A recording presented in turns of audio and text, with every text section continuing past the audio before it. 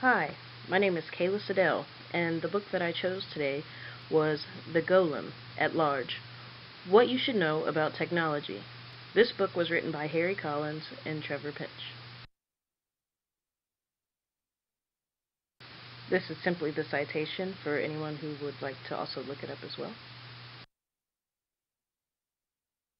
Okay, so just to give everyone a little bit of background, this is a book which is second in a series, the Golem series, and the previous book was called What You Should Know About Science, and it was written by the same two authors, and in this book they compared science to a golem, which, for those who don't know, it's a Jewish mythological creature, and it was a very interesting metaphor they used because they were saying, as a mythological creature, it's big and it's clumsy and it's bulky and it may seem kind of scary and intimidating, but it's not necessarily evil, it just can be messy. And so, even though science isn't always pretty, it still has its benefits, although it's messy. So I thought that was kind of an interesting idea. And so they took this idea of science being a golem and inserted the idea of technology being a golem. So, the purpose of the book, the authors claim several purposes, and so one is to bridge the gap between scientists, the humanities, and social scientists. And I think that this is a common goal for a lot of different scientists and a lot of different writers because it's always seemed to be a problem to kind of join these different worlds together. And they also go on to say that they want to show that science is just a product of social living. As long as we're going to be social beings and interact with each other, we're going to need science to keep up with that. And also, another big theme of this book is to show that expertise is important, even from a layman.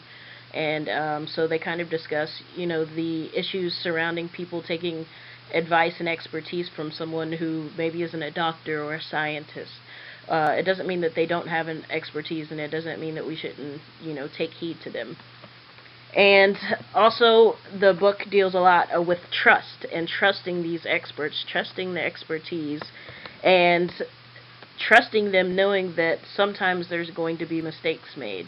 And so the author on page 143 states that he hopes to change the public understanding of the political role of science and technology.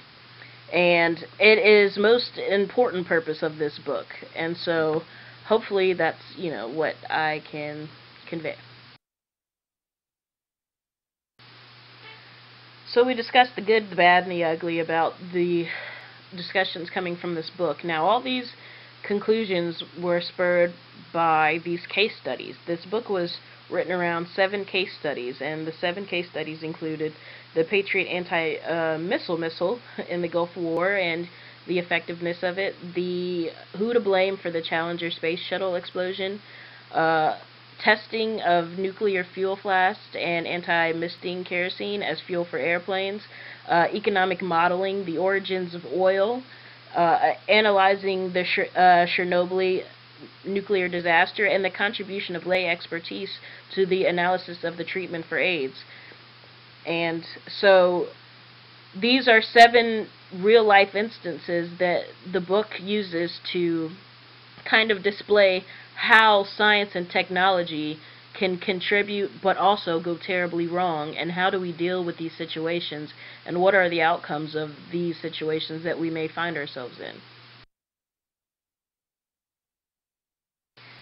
So the author discusses how a lot of people tend to over mythologize the certainty of technology just as they do with the certainty of science. There is no perfect certainty in scientific work, and neither in technology. There's always room for error, so what we have to do is just learn to trust our technology. We need to trust our technology as well as those who develop it, and we have to believe that they know what they're doing it correctly, and they have our best interest at heart, which, we don't always feel like we agree with that, but if you think about it, you would never get on an airplane if you didn't trust that the people who made the technology knew what they were doing and did it right, because if you don't think that they're competent, you're not going to ride up in it thousands of miles over an ocean for hours, and if you don't believe that it will do what they say it's going to do. So we have to have that kind of faith in our technology people.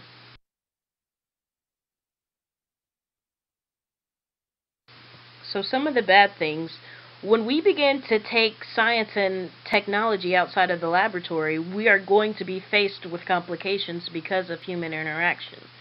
So anytime you put humans in a situation, you're going to have some sort of error, you're going to have some room for mistakes. And this goes with not just science, but also technology. So these can lead to scientific and technical disasters. Just as science can lead to pollution and climate change, technology could lead to a crashing computer system or a malfunctioning, engine in an airplane. There's always going to be room for error when dealing with technology.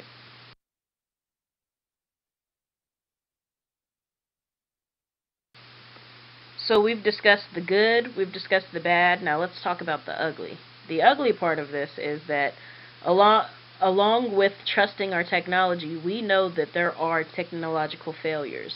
And when we're faced with these failures, we tend to blame humans. And so the book talks about how instead of always blaming the person who put the technology together, maybe we should accept the fact that there's always risk of malfunction when dealing with technology.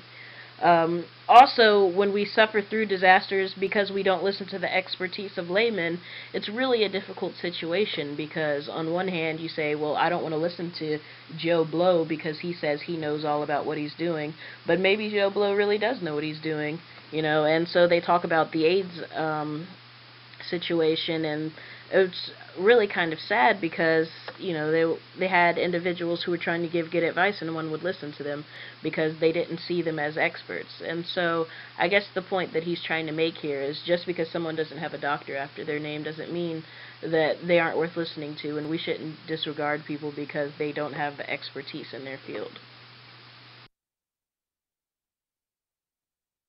So some of the strengths of this book.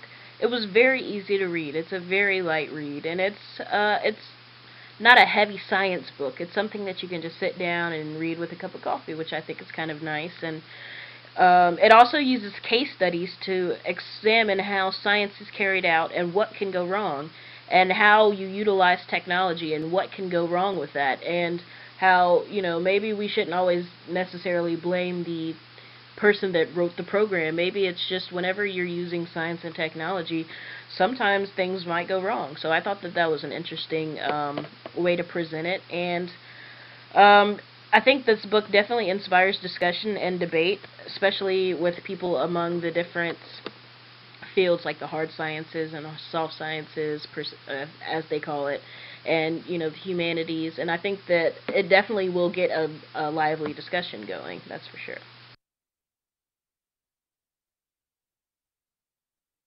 Okay, so what are the weaknesses of this book? I think that sometimes they poorly present the facts.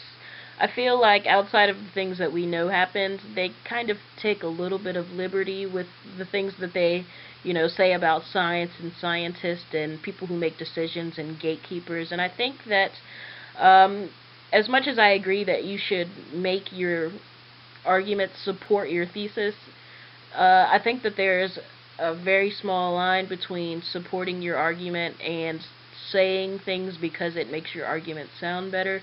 I wish that they would have cited their work better, maybe some in-text citations, some better footnotes, so that when you make a claim I can go and say, okay, well, is this true or not, rather than just having to believe you and take your word for it and accept everything that you say. So I kind of had a little bit of issue with that, but at the same time, I don't know that they intended the book to be that kind of definitive, this is what it is, and we are right about all this, and you should believe everything. I think that it's really a case study based off of their opinion and the facts that they could find.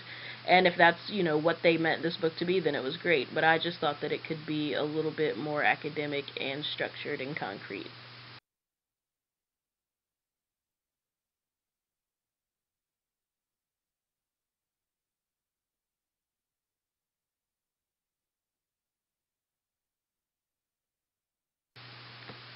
In conclusion, I want to leave you with a couple questions to consider. The first one is, do you trust technology and its experts, or are you wary of human error? The next question is, should we be skeptical of lay experts? And my last question is, Who or what do you blame when technology and science fail? So that's all I wanted to leave you with today. Thank you.